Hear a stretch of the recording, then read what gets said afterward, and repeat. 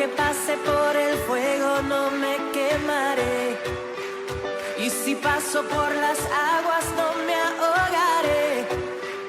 Aunque haya oscuridad con fe caminaré, pues tú siempre vas conmigo. Tu palabra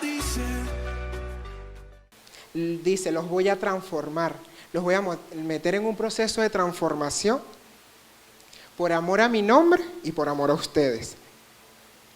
Entonces, en Éxodo 6 dice esto, le declara, mientras que estaban con Moisés, le dice Dios al pueblo de Israel: te tomaré como mi pueblo y seré tu Dios. Entonces sabrás que yo soy el Señor tu Dios, quien te ha librado de la opresión de Egipto. Por eso no queda allí lo que dice Número. Dios no es un hombre, por lo tanto no miente. Él no es humano, por lo tanto Él no cambia de parecer. Vamos a repetir esto que dice allí. Dios no es un hombre, por lo tanto no miente. Él no es humano, por lo tanto no cambia de parecer. ¿Acaso alguna vez hablaron sin actuar? ¿Alguna vez prometí sin cumplir? Cuando Dios decide tomar al pueblo de Israel para que fuera su pueblo, se lo dice y se los promete. Y por eso cuando los decide volverlos a traer, Él no solamente le está diciendo, los traigo por amor a mí, sino también por amor a ellos. Porque Él ya había prometido a Israel, ustedes serán mi pueblo, aun cuando ellos se habían alejado. Yo seré su Dios. Y por eso Él no se podía negar a eso. Él dice, yo no soy hombre para estar mintiéndoles. Por eso decido traerlos de vuelta a su nación por amor a mí y por amor a ustedes. Y por eso Dios decide traer al pueblo de Israel, pero antes de eso, llevarlos a un proceso de transformación. Pero esta transformación será como esa metamorfosis que vive la oruga, que tiene que entrar en la crisálida y estar allí dentro y pasar allí un alrededor de entre 15 a 16 días, donde esa oruga va a llevar un proceso de transformación. Y por eso Ezequiel 36, que era con lo que comenzaba, les dice, les daré un corazón nuevo y pondré un espíritu nuevo dentro de ustedes. Les quitaré ese terco corazón de piedra y les daré un corazón tierno y recto. Pondré mi espíritu en ustedes para que sigan mis decretos y se aseguren de obedecer mis ordenanzas. ¿A quién le gustaría entrar en ese proceso de transformación? En ese proceso de metamorfosis. Dios le está diciendo, está bien, te voy a traer de esas naciones, te voy a traer otra vez a tu tierra, pero antes necesitas ser transformado. Antes necesitas pasar por un proceso de metamorfosis, donde ¿qué?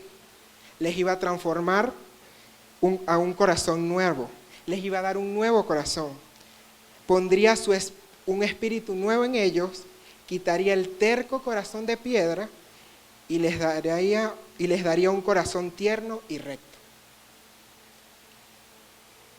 Y este corazón que habla Ezequiel no está hablando del corazón que bobea sangre, ese corazón que lanza, que cuando usted va corriendo eso se pone, usted se da cuenta que usted no tiene corazón de piedra, ¿no? Porque ese corazón late. Estar aquí parado, eso es como que el corazón, y yo sí no tengo corazón de piedra porque sé que late bastante.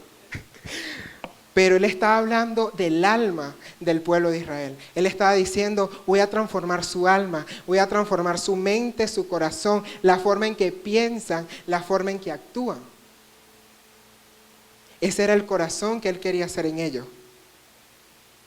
Pero Él dice, les pondré un espíritu nuevo. Y ese espíritu al que Él estaba diciendo, yo voy a poner mi Espíritu Santo en ustedes, para que los guíe a seguir y obedecer mis estatutos.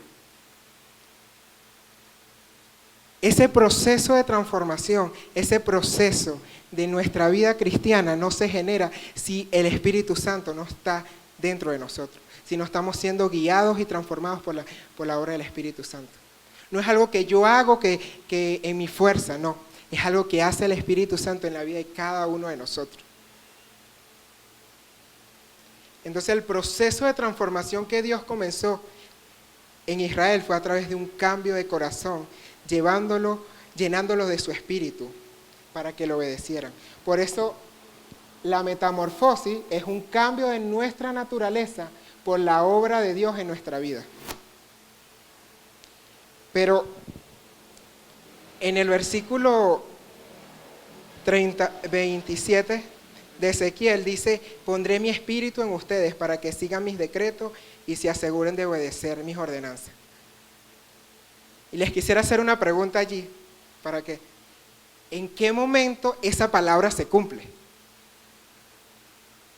¿En qué momento, señora Aide, me decía?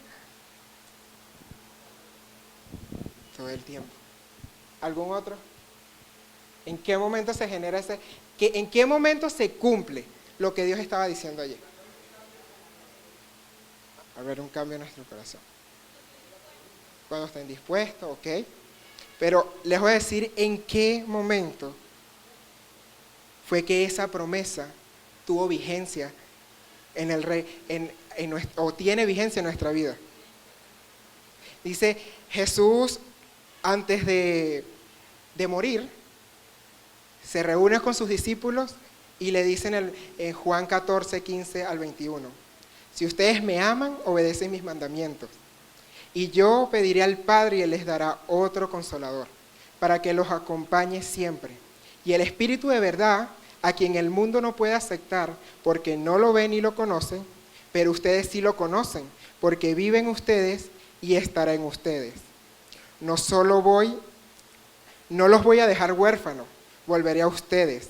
Dentro de poco el mundo ya no me verá más, pero ustedes sí me verán. Y porque yo vivo, también ustedes vivirán. En aquel día ustedes se darán cuenta de que yo estoy en mi Padre, y ustedes en mí y yo en ustedes. ¿Quién es el que me ama? El que hace suyos mis mandamientos y los obedece.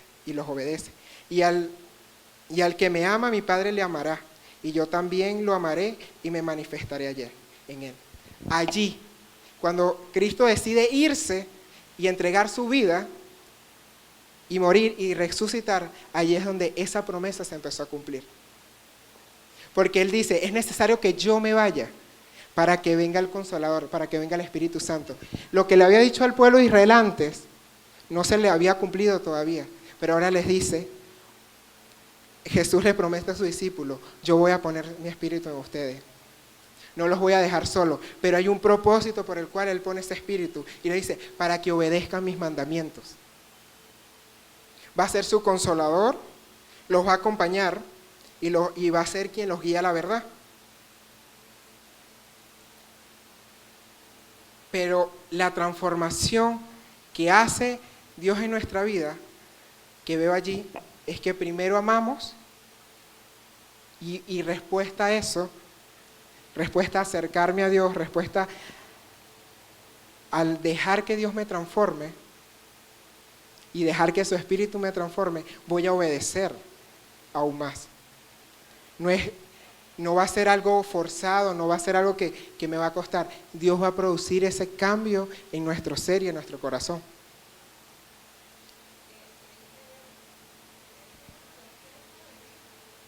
Así es.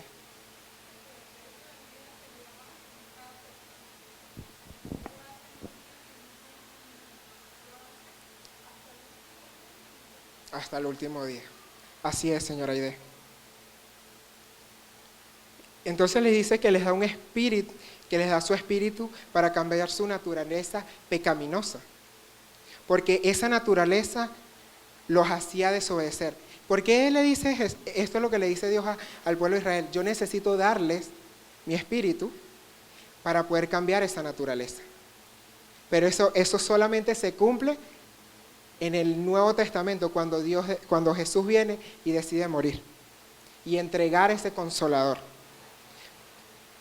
Porque era esa naturaleza pecaminosa que los hacía desobedecer, ser terco, de duro corazón, sordos a la instrucción de Dios, deshonrar el nombre del Señor. Y así de la misma forma pasa en nuestra vida. cuando no somos llenos, cuando no estamos siendo controlados por el Espíritu Santo, tendemos a hacer todas estas cosas. Tendemos a ser a veces tercos, de corazón duro.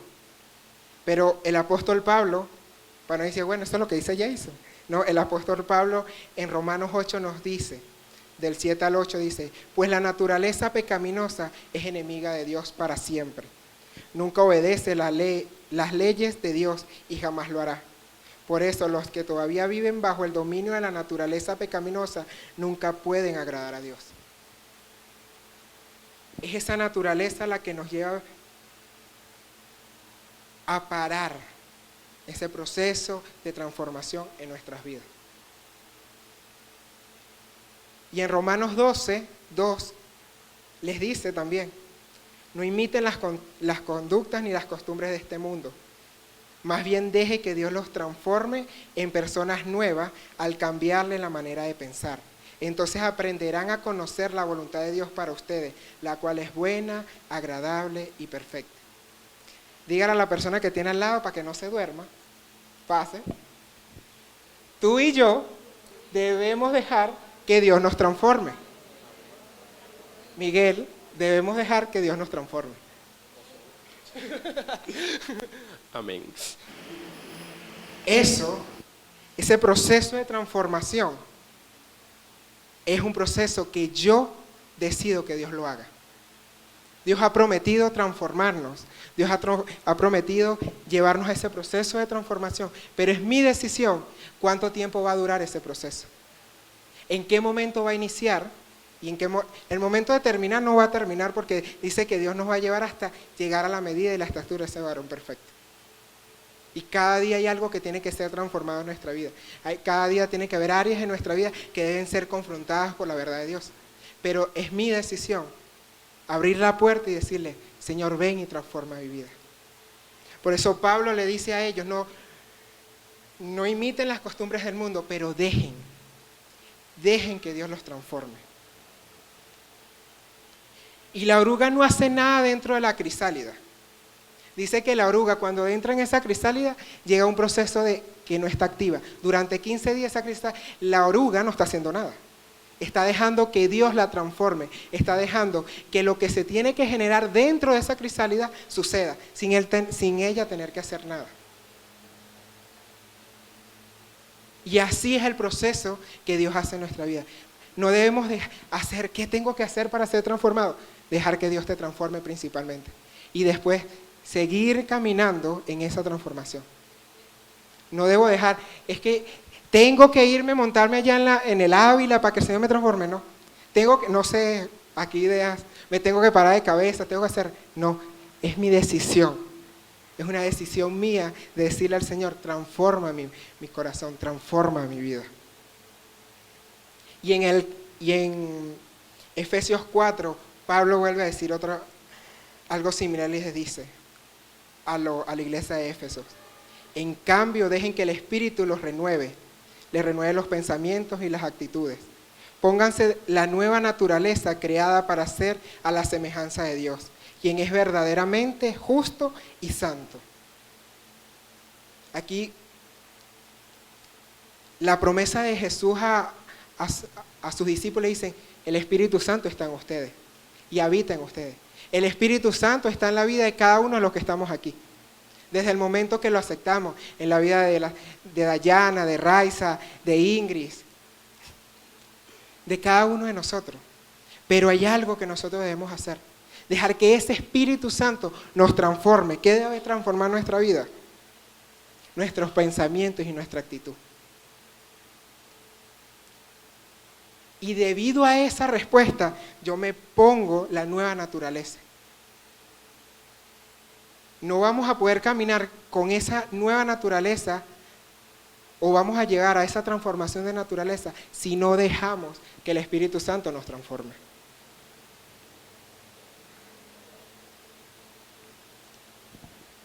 Por eso, la metamorfosis es... Hay el que tenga al lado para que no se duerma, La metamorfosis es un cambio de nuestra naturaleza por la obra del Señor en nuestra vida. Miguel La metamorfosis es un cambio de tu naturaleza por la obra del Señor en tu vida. Jason.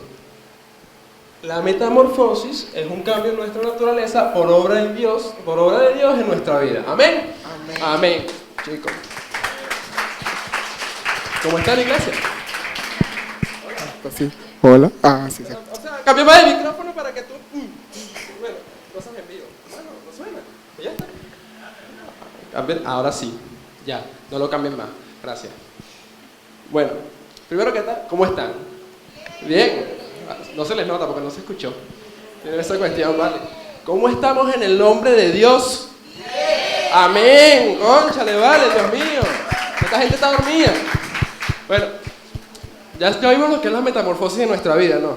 Vamos a repetirlo. La metamorfosis es un cambio de nuestra naturaleza por la obra de Dios en nuestra vida, ¿sí o no? Vamos a buscar un ejemplo de esto en la Biblia. Para eso vamos a ir a Lucas 5, del 1 al 11. Lo tenemos ahí.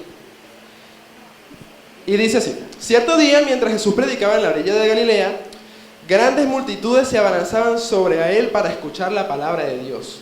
Jesús notó 2 barcas vacías en la orilla porque los pescadores las habían dejado mientras lavaban sus redes. Al subir a una de las barcas, Jesús pidió a Simón, el dueño de la barca, que le empujaran al agua. Luego se sentó en la barca y desde allí enseñaba a las multitudes. Cuando terminó de hablar, le dijo a Simón, este es el ejemplo: ahora ve al agua más profunda y echa tus redes para pescar. Maestro, respondió Simón, hemos trabajado mucho durante toda la noche y no hemos pescado nada. Pero si tú lo dices, echaré las redes nuevamente. Y esta vez las redes se llenaron tanto de peces que comenzaron a romperse. Un grito de auxilio atrajo a los compañeros de las otras barcas y pronto las dos barcas estaban llenas de peces y a punto de hundirse. Cuando Simón Pedro se dio cuenta de lo sucedido, cayó de rodillas delante de Jesús y le dijo: Señor, por favor, aléjate de mí, soy un hombre tan pecador. Pues estaba muy asombrado de la cantidad de peces que había sacado, al igual que los otros que estaban con él. Sus compañeros, Santiago y Juan, hijos de Zebedeo, también estaban asombrados. Jesús respondió a Simón: no tengas miedo, de ahora en adelante pescarás personas. Y cuando llegaron a tierra firme, dejaron todo y siguieron a Jesús. Bien, el contexto aquí es el siguiente. Jesús se encontraba en las mares de Galilea enseñando la palabra de Dios, ¿no? En ese mismo lugar estaba Simón, estaba pescando con un grupo de pescadores, pero estaban lavando sus redes, ya que en toda la noche no habían pescado nada. Esa fue una noche poco productiva para ellos dos.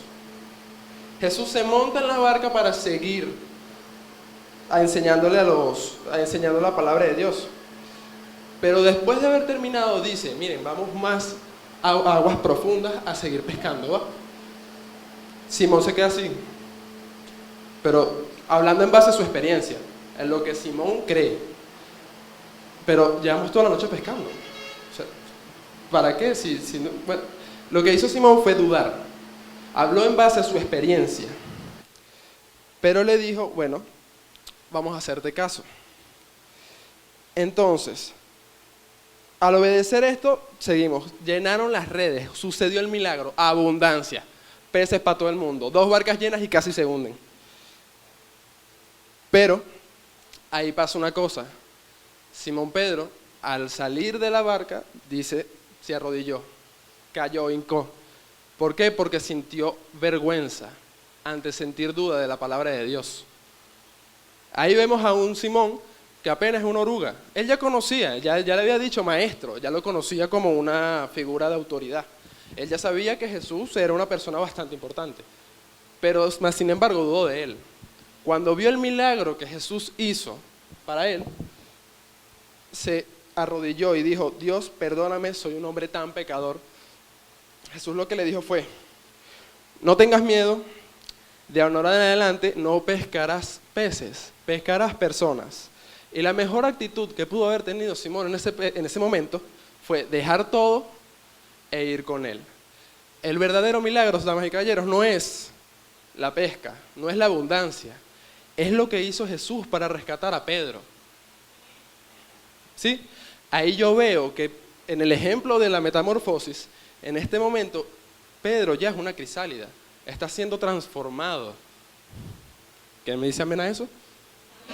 Bien. Entonces, volvemos a recapitular. ¿La metamorfosis qué es?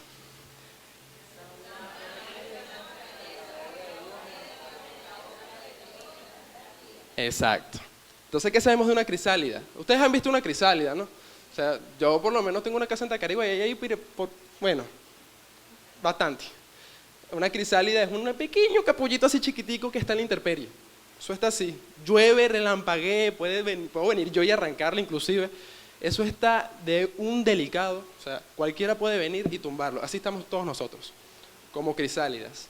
Y el mundo es cualquier impedimento que pueda hacer que se caiga y se derrumbe.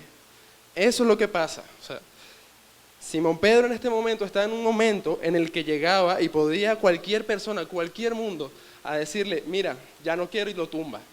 De hecho pasó, él cambiaba de fe, dudaba. Dice la palabra que lo negó 3 veces a Jesús. Entonces podíamos ver a un Jesús, a un Simón Pedro que estaba siendo procesado todavía.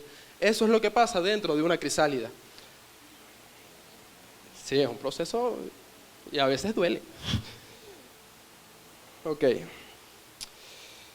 Bueno, pero ya por la culpa y la vergüenza de esto, de que Simón Pedro negó 3 veces a Jesús, ya todos sabemos esa historia, ¿no? Incluso él lo predice en Juan 13, 27, no está. Pero bueno, ahora vayamos más adelante en Juan 21, del 1 al 14, en la NTV. ¿Está ahí? Sí, está ahí. Ok, leamos. Más tarde Jesús se apareció nuevamente a los discípulos junto al mar de Galilea.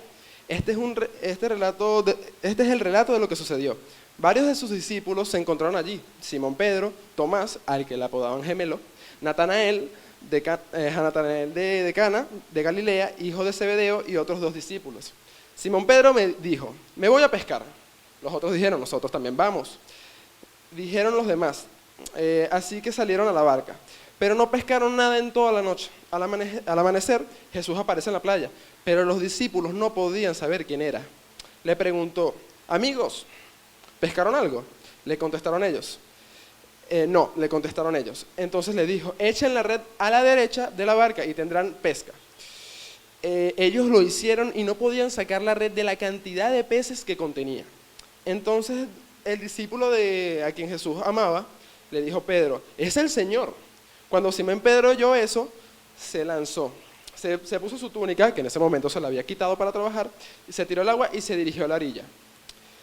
Los otros que se quedaron en la barca y arrastraron la pesca de red llena de pescados hasta la orilla, porque estaban solo unos 90 metros de la playa cuando llegaron. Encontraron el desayuno preparado para ellos, pescado a la brasa y pan. Traigan algunos de los pescados que acaban de sacar, dijo Jesús. Así que Simón Pedro subió a la barca y arrastró la red hasta la orilla. Habían 153 pescados grandes y aún así la red nunca se rompió. Ahora acérquense y desayunen, dijo Jesús. Ninguno de los discípulos se atrevió a preguntarle quién es, pero todos sabían que era el Señor. Entonces Jesús les sirvió el pan y el pescado. Esa fue la 3ª vez que apareció a sus discípulos después de haber resucitado de los muertos. Ok, los más vivos ya habrán dado cuenta de algo, que este es el mismo relato de Lucas, pero con una diferencia, que es que pasa en la 3ª vez que ven a Jesús. Es decir, primero Simón se encuentra en el mismo lugar pescando, casual, ¿no? Y acompañado, pero esta vez no de compañeros pescadores, sino de discípulos de Jesús. Y así como Lucas nos narra, esa noche aparece Jesús, pero no aparece, o sea, ellos no se dan cuenta de quién es. Y preguntó si pescaron algo, como pasó también en Lucas.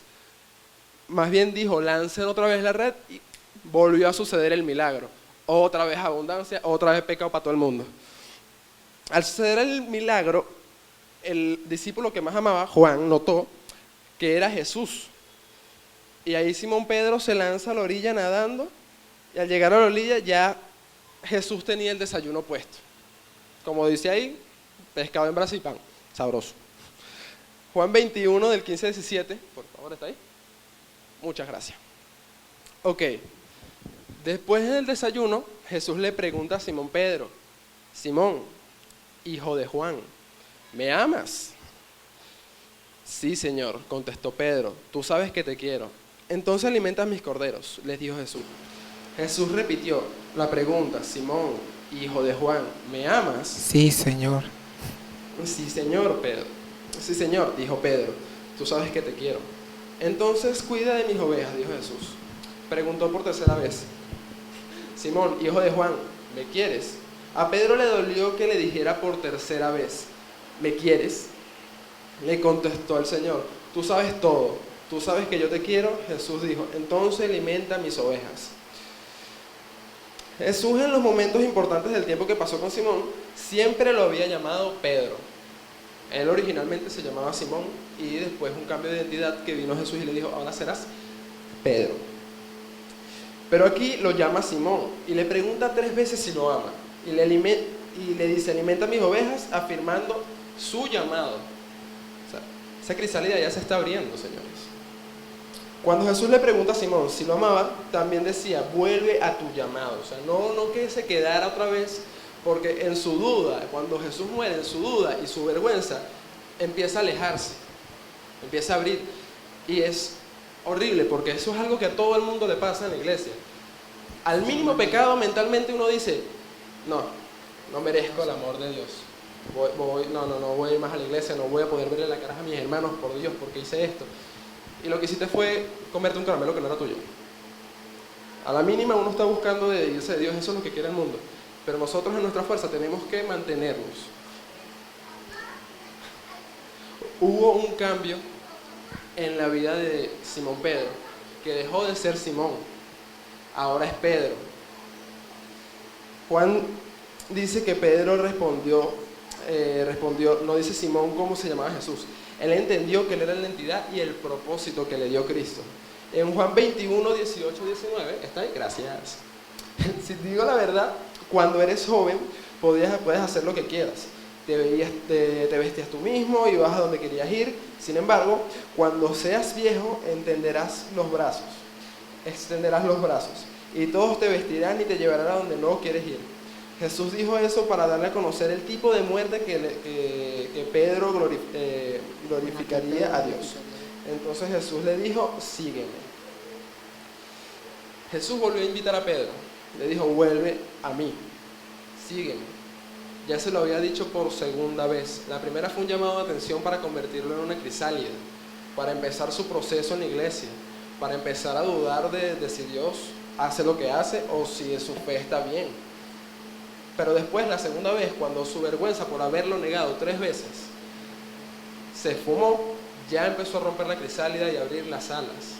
Eso es lo que tenemos que buscar nosotros, mis hermanos. Tenemos que afianzarnos en la palabra de Dios y buscar salir de esta crisálida y ver al mundo ya no como un enemigo potencial, sino como algo más del día a día. Es difícil porque todo el mundo tiene su mente en 1000 locuras diarias. Es difícil seguir a Dios en cada momento, pero es lo que se tiene que hacer para salir de esta crisálida y empezar a hacer lo que le pasó a Pedro, que empezó a hacer cosas bellas. ¿Qué pasa cuando una oruga se mete en su crisálida y sale? ¿Qué sale de una crisálida? Una hermosa mariposa, ¿verdad? Entonces ahí vemos, cuando la muerte de Jesús, en Hechos, los milagros que hizo Pedro. Por lo menos Hechos 3:7. ¿Quién lo lee? Entonces Pedro tomó al hombre lisiado de la mano derecha y lo ayudó a levantarse. Y mientras lo hacía, al instante los pies y los tobillos del hombre fueron sanados y fortalecidos. Hechos 5, del 15 al 16. ¿Quién lo lee? ¿Alguien? Como resultado del trabajo de los apóstoles, la gente sacaba a los enfermos a las calles en camas y camillas, para que la sombra de Pedro cayera sobre algunos de ellos cuando él pasaba. Multitudes llegaban desde las aldeas que los rodeaban a Jerusalén, y llevaban a sus enfermos y a los que estaban poseídos por espíritus malignos, y todos eran sanos. Amén. Hechos 9, 33 y 34. ¿Más nadie quiere leer? Ok. Allá, pasen el micrófono, por favor. Qué bonito cuando la gente quiere leer la palabra, ¿verdad? Amén. Allí conoció a un hombre llamado Eneas, quien estaba paralizado y postrado en cama hacía 8 años. Pedro le dijo: Eneas, Jesucristo te sana, levántate y enrolla tu camilla. Al instante fue sanado. Amén. Amén. Aquí vemos una cosa maravillosa, y es que vemos cómo Pedro pasó de Simón a Simón Pedro a Pedro, de Simón a Pedro, ¿ok? El verdadero milagro en ninguna de las dos ocasiones fue la abundancia de peces, fue rescatar a Pedro de donde estaba. Y eso es una cosa que tenemos nosotros hoy en día. A veces pensamos que el milagro tiene que ser una cuestión de que empiece a llover oro y nosotros, Dios, eres grande, y empieza a salir la brisa, igual la luz, que no. Hay gente que un milagro es nada más levantarse de la cama. Hay gente que un milagro es nada más venir a la iglesia. Hay gente que para un milagro nada más es poder pararse a alabar a Dios al frente de todos. Yo me siento glorificado porque gracias a Dios ya puedo alabar en la palabra. Yo antes me daba miles de excusas y Dios me llamó y aquí estoy.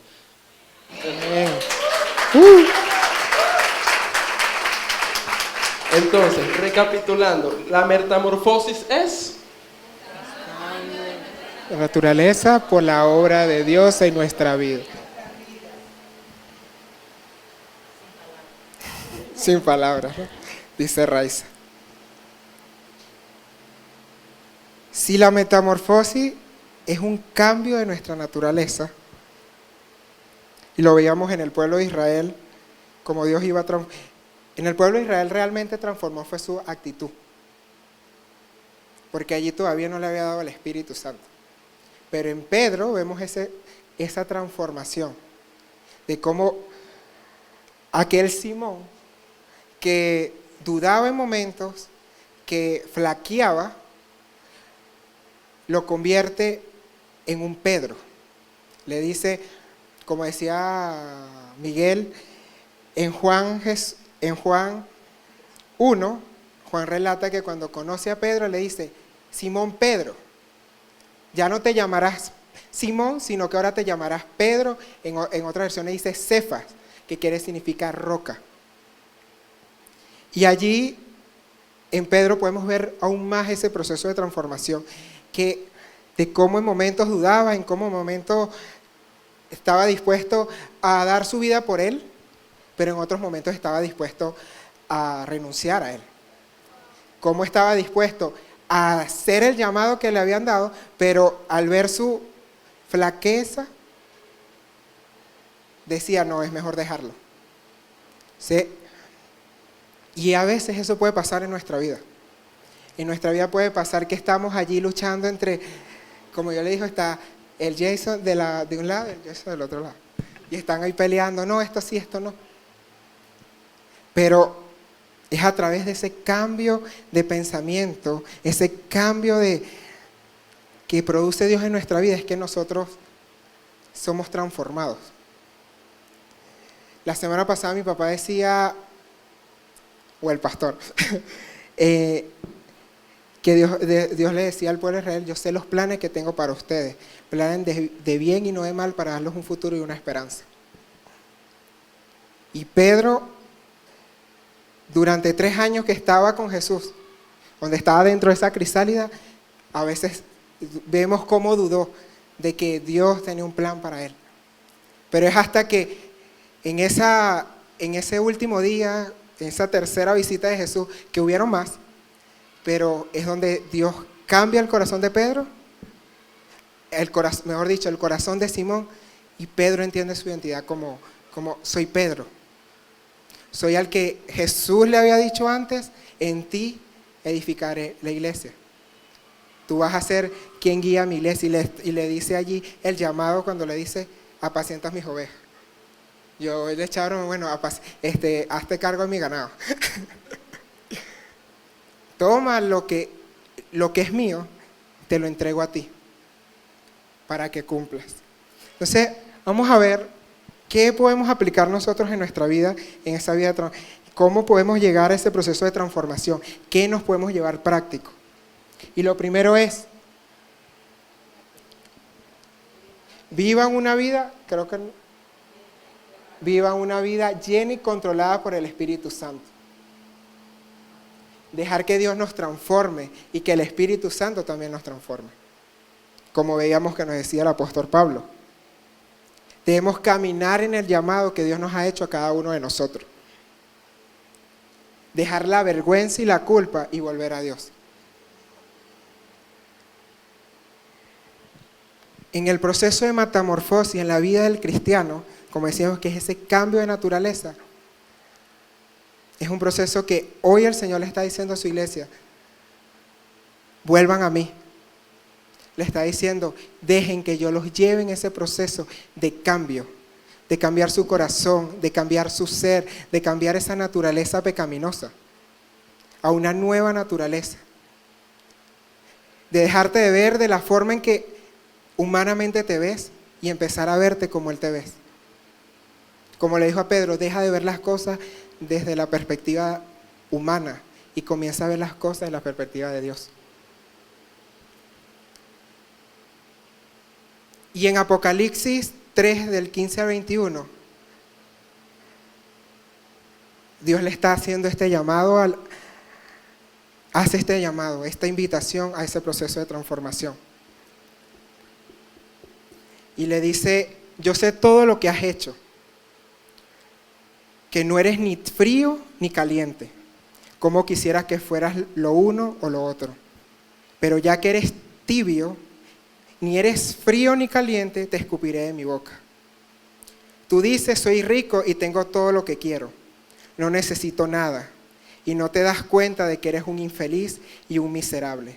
Eres pobre, ciego y estás desnudo. Así que te aconsejo que de mí compres oro y un oro purificado por fuego, y entonces serás rico. Compra también ropa blanca de mí, y así no tendrás vergüenza por tu desnudez. Y compra ungiento para tus ojos, para que así puedas ver. Yo corrijo y disciplino a todo el que amo. Y por lo tanto, sé diligente y arrepiéntete de tu indiferencia. Mira, yo estoy a la puerta y llamo, y si oyes mi voz y abres la puerta, yo entraré, cenaré y cenaremos juntos como amigos. Todos los que salgan vencedores se sentarán conmigo en mi trono, tal como yo salí vencedor y me senté con mi Padre en su trono.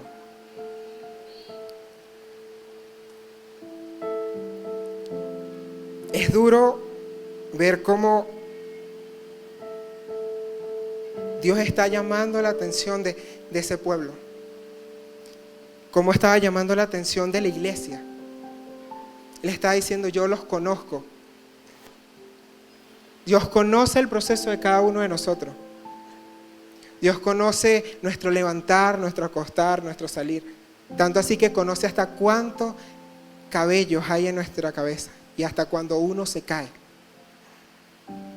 Y ahí le está diciendo a su pueblo, los conozco muy bien. Le está diciendo a la iglesia, los conozco muy bien. Y eso es lo que hoy Dios le está diciendo a hogar de su presencia. Los conozco muy bien. Pero también le está diciendo cómo quisiera que fueran calientes, o aunque sea frío, pero están siendo tibios. Y porque no son ni lo uno ni lo otro, yo he decidido botarlos. Pero parecerá que el regaño fuera ese, pero es que hay algo hermoso, es que Dios es un Padre bueno y dice, yo corrijo y disciplino a todo el que amo, por lo tanto, sé diligente y arrepiéntete de tu indiferencia. Él está tocando la puerta y le está diciendo a su iglesia, vuelve a mí. Deja que yo te lleve en ese proceso de metamorfosis. No entres ni salgas, quédate allí. Jesús le decía, dicen los evangelios, y le dice, entra en lo secreto y cierra la puerta, y el Padre que te ve en lo secreto te recompensará en público. Ese proceso de estar en la crisálida, de metamorfosis, se genera allí, en la intimidad con Dios. Es necesario al inicio estar en esto, y no le estoy diciendo que, no, es que cuando yo entre en ese proceso me voy de la iglesia, no. Pero es necesario el compañerismo, es necesario el crecer juntos. Pero llega un momento donde es necesario que ya no nos necesite del líder, ya no nos necesite nada más del pastor, que necesite de mi intimidad con Dios. De estar allí en la puerta, en lo secreto, y decirle a Dios, transfórmame.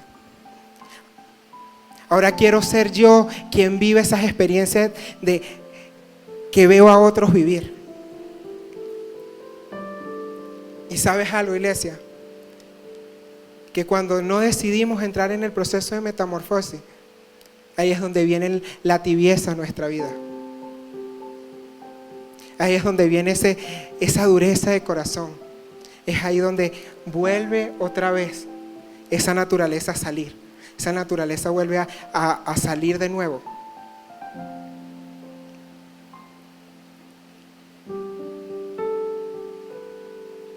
Pero es necesario volver a entrar en ese proceso. Es necesario volver a entrar a la presencia de Dios.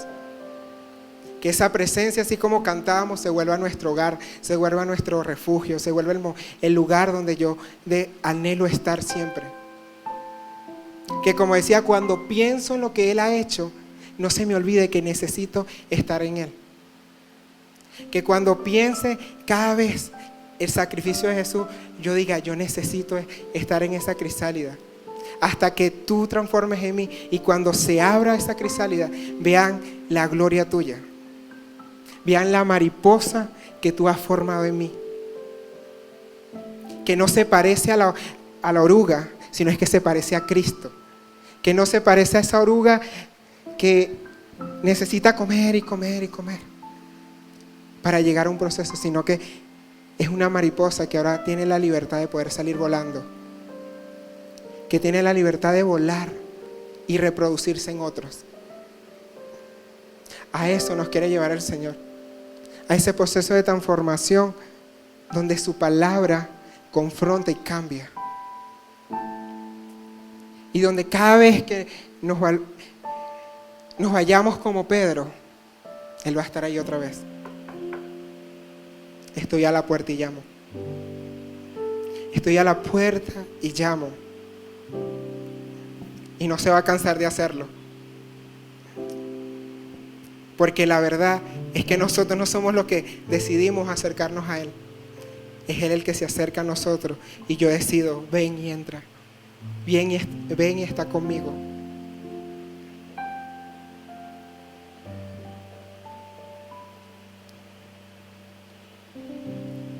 El deseo de Dios es que tengamos una relación de intimidad con Él.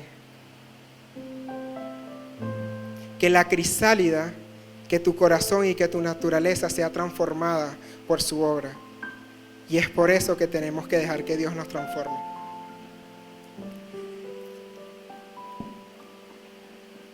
Vamos a ponernos de pie.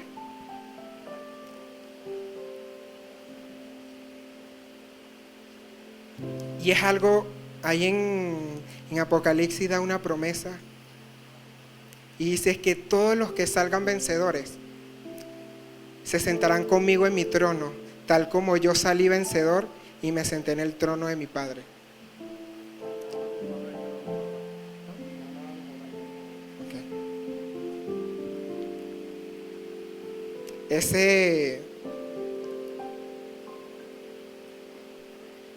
Esa mesa que también dice en el versículo 20, es una mesa de intimidad.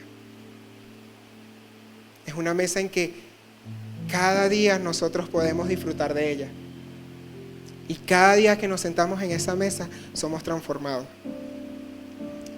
Es la que nos lleva de gloria en gloria y victoria en victoria. Padre, hoy te damos gracias, porque tu palabra es viva y eficaz y es más cortante que toda espada de doble filo. Hoy volvemos nuestro corazón a ti. Hoy te pedimos perdón, Señor, cuando hemos sido tercos, cuando hemos sido necios, cuando nuestro corazón se ha endurecido y aun cuando hemos sido tibios. Te pedimos perdón cuando decidimos salirnos de la crisálida, cuando decidimos salirnos del proceso y dejamos ese proceso a media. Y hoy nos volvemos nuevamente a ti. Hoy volvemos nuevamente nuestro corazón a ti. Hoy volvemos nuestro ser a ti, Señor, y te pedimos, Espíritu Santo, transfórmanos. Transforma nuestra mente, nuestro corazón.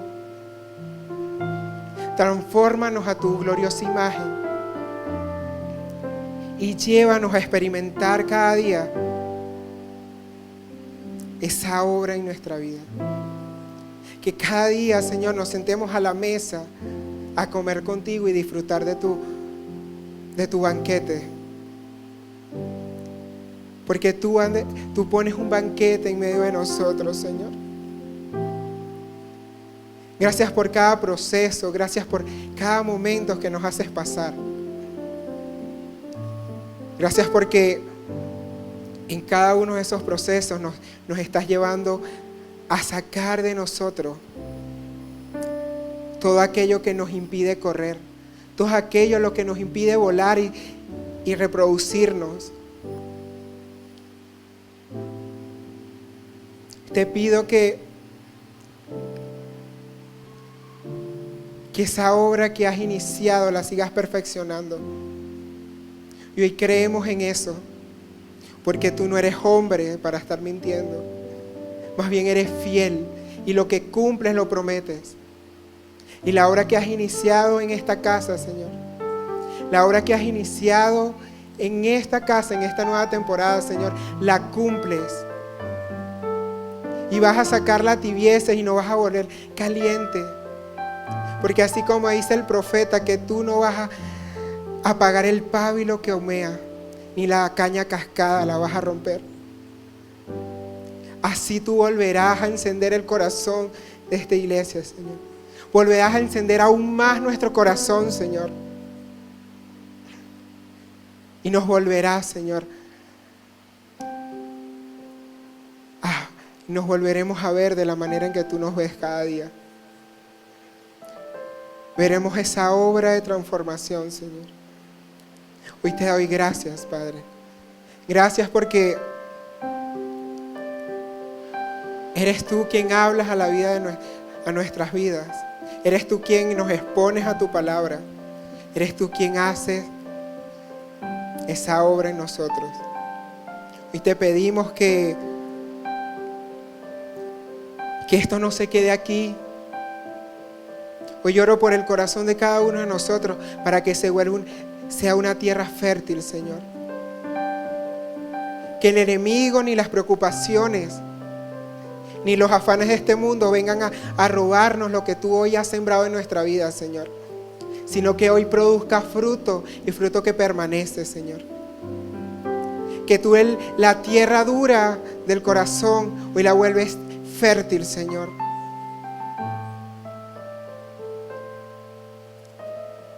Y todo aquello que no da fruto, tú hoy lo cortas y lo podas, Señor, para que aún dé más fruto, Señor. Te damos gracias en esta hora, en el nombre de Jesús. Amén.